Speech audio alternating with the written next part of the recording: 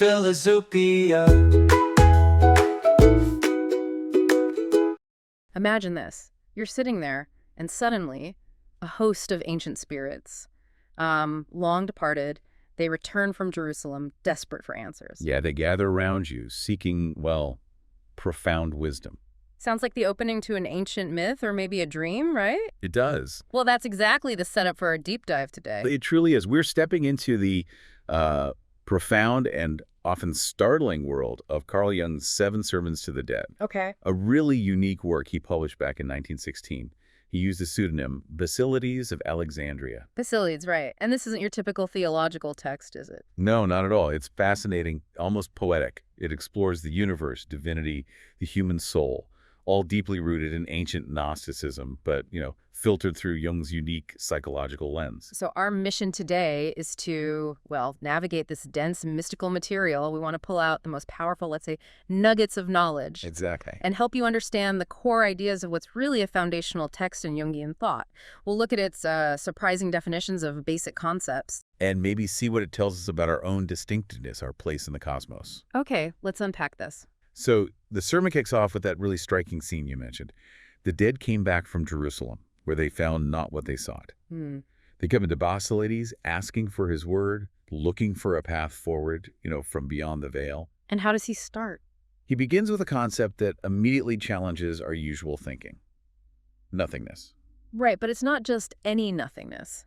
He says pretty profoundly that nothingness is the same as fullness. Exactly. It's infinite, eternal. It has no qualities precisely because it possesses all qualities. This boundless totality, this nothingness or fullness, he calls the Pleroma. The Pleroma, okay. And he's very clear that trying to think about it, to grasp the Pleroma, is quite fruitless. Why is that? Because it leads to self-dissolution. It's simply beyond human distinctions, beyond our ability to categorize or define. Think of it like trying to describe the color of pure light or the exact sound of silence. It's the totality everything comes from, but our minds, which work by making distinctions, just can't hold it. Wow, that's a mind-bending idea. So if the Pleroma is this undifferentiated everything and nothing, how do we exist as individual beings? Where do we fit? Well, that's where Creatura comes in. Creatura. Precisely. This is us, created beings. Jung says Creatura is not in the Pleroma, but in itself, meaning it's confined within time and space. Okay. And here's the paradox. It gets really interesting. We are parts of the Pleroma, but somehow also infinitely removed from it in our essence. But it's still in us. Yes, the Pleroma is also in us, even in the smallest point. And the text really emphasizes this. The only thing that's fixed and certain is actually what is subject to change, creature itself. Our very changeability is our essence. So our core nature as creature is distinctiveness. Absolutely vital, yes. And if we fail to distinguish ourselves, if we try to blur our own boundaries, then we fall into indistinctiveness. We risk falling into the Pleroma itself and ceasing to be creatures. which leads to Dissolution and nothingness. He calls it the death of the creature. wow. And this brings us to a really foundational Jungian concept, principium individuationis. The principle of individuation. Right. And it's not just about being unique. It's the natural striving of the creature towards distinctiveness. It actively fighteth against primeval, perilous sameness. So it's like a core drive. Jung sees it that way, yes. The essence of being a creature. Think about it. Your deepest drive isn't just to fit in, but to discover and express what makes you distinct. It's almost biological, this urge. So not distinguishing yourself is actually dangerous? Profoundly so, in this view. It's going against your fundamental nature. Okay, and how does this relate to the pairs of opposites he mentions? Like light, darkness, good, evil. Well, in the Pleroma, these concepts, light, darkness, good, evil, effective, they are not. They really exist as separate things because they're perfectly balanced, voided out. Like pure potential. Exactly. But in Creatura, in us, these qualities become distinct and separate. And because they're separate, they become effective. They have power. And we become victims of them. Yes, because the Pleroma is rent in us. The wholeness is broken into active opposites. So the crucial insight here is, if you strive only for, say, good or beautiful, you inevitably also lay hold of the evil and the ugly. Because they're linked in the Pleroma. They're two sides of the same coin in that undifferentiated state. So instead of trying to become pure goodness, the idea is to remain true to your own distinctiveness. That means distinguishing yourself from these qualities. Recognizing them as forces, not getting lost in the polarity. Precisely. Don't identify completely with one side of the pair. So what does this all mean for us, then? What's the ultimate striving? It's not just after any difference or sameness or some quality you might think up from the Pleroma. It's after your own being. Our being is distinctiveness. Yes. It's about being true to that, not chasing external ideals or getting trapped in that endless battle of opposites. Okay, so the dead return in the next sermon the second. Yes, and their questions get even more urgent. They ask one of the biggest ones, where is God? Is God dead? And the answer. Basilides says, God is not dead. Now, as ever he liveth, God is Creatura. God is Creatura. That's significant. It is. God in this Gnostic Jungian context isn't the Pleroma. God is something definite, distinct, characterized by effective fullness. And the devil. The devil, conversely, is effective void. So they're both distinct from the Pleroma. Yes, they're described as first manifestations of nothingness. They emerge from the Pleroma. They stand one against the other as effective opposites. And they're inseparable. You can't have one without the other. Exactly. They don't cancel each other out because they are a distinct creature. But what links them, what they both share, is effectiveness. Effective. Yes. And this effectiveness, therefore, standeth above both, is a God above God, since in its effect it uniteth fullness and emptiness. Whoa, okay. And this is the electrifying introduction of the most enigmatic figure in the whole text, Abraxas. Abraxas, the God whom ye knew not. That's him, or it. It's more indefinite still than God and devil. How so? It's described as effective itself, not any particular effect, but effect in general. Yeah. It embodies force, duration, change. He calls it improbable probability, unreal reality. Sounds paradoxical. Deeply. Abraxas standeth above the sun god and above the devil. It's the unifying force somehow that transcends that duality. So Sermon the Third dives deeper into Abraxas. Oh, yes. It paints this incredibly vivid, unsettling, but also magnificent picture. From the godson comes summum bonum, the highest good. Right. From the devil, infinitum malum, the greatest evil. Okay. But from Abraxas comes life, altogether indefinite, the mother of good and evil. The mother of both. Yes. Abraxas begetteth truth and lying, good and evil, light and darkness, in the same word and in the same act. It doesn't choose. And the description, it's wild. Splendid as the lion, beautiful as a day in spring, monster of the underworld, hermaphrodite of the earliest beginning. It embodies all the paradoxes. It contains everything. Which is why the warning is so stark. To look upon it is blindness. To know it is sickness. To worship it is death. To fear it is wisdom. To resist it not is redemption. Why such a strong warning? Because Abraxas represents the raw, undifferentiated power of existence itself. Think of the universe creating beautiful things, but also destroying stars, black holes. It does both, without judgment. So trying to fully grasp or control that would overwhelm and dissolve the distinct individual. You'd lose your creature nature. I see. So fearing it is wisdom because you respect its immense paradoxical power. And not resisting it means accepting the totality of life, the good and the bad, the creation and destruction. That's where redemption lies. Yeah. In acknowledging the whole picture. Abraxas is the world, its becoming and its passing. Exactly. And every gift from the godson, the devil layeth his curse upon it. Because Abraxas encompasses both the divine and the demonic aspects. It's all mixed together. It's the son's horror of the mother. It is the mother's love for the son. The delight of the earth and the cruelty of the heavens. It's the ultimate manifestation of distinctiveness in action. The ceaseless dance of opposites that is life. Okay, wow. So then the dead circle back to gods and devils in Sermon the Fourth. They do.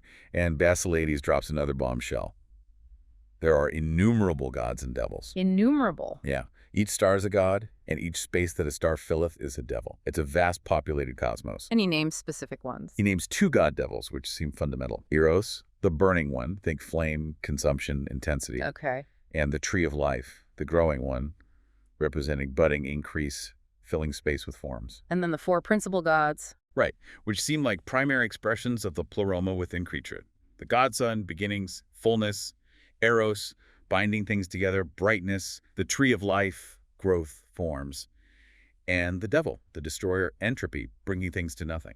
And he warns against simplifying this, against monotheism, essentially. Very strongly. He warns against replacing these incompatible many by a single God. Why?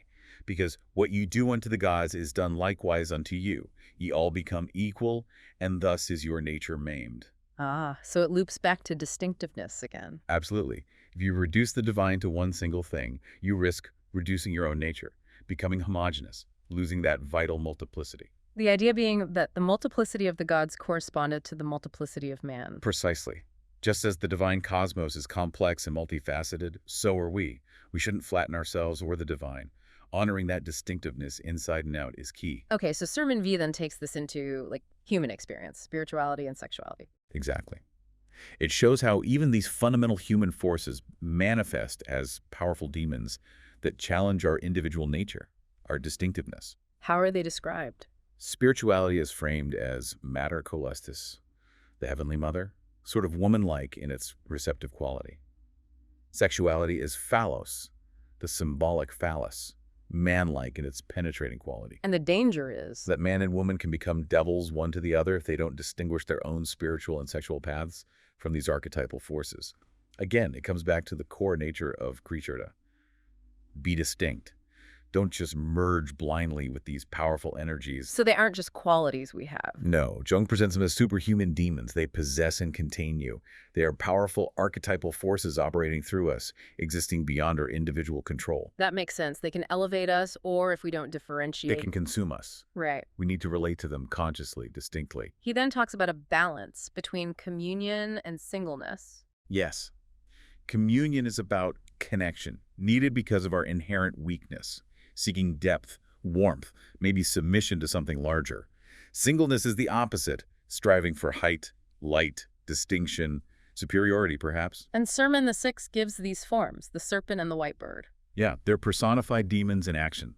The serpent is the demon of sexuality, earthly, visceral. He uses strong language calling it the whore, emphasizing its cunning, primal, sometimes deceptive nature, but also acknowledging its usefulness. And the white bird. That's a demon of spirituality, celestial, chaste and solitary, the messenger of the mother, representing the upward, transcendent impulse. And the dead already knew this stuff. They give a disdainful glance. Apparently so, which sort of underlines how fundamental, how archetypal these ideas are supposed to be within the world of the text. These aren't new revelations to them, just perhaps articulated differently by Basilides. Okay, so finally, Sermon the Seventh. This feels like the culmination. It is. It brings everything inward. Man is described as a gateway. The gateway. Yes, a gateway through the outer world, the world of all these gods, demons, and souls we've been discussing leading into the inner world. And this inner world is called the smaller or innermost infinity. An inner infinity. Right.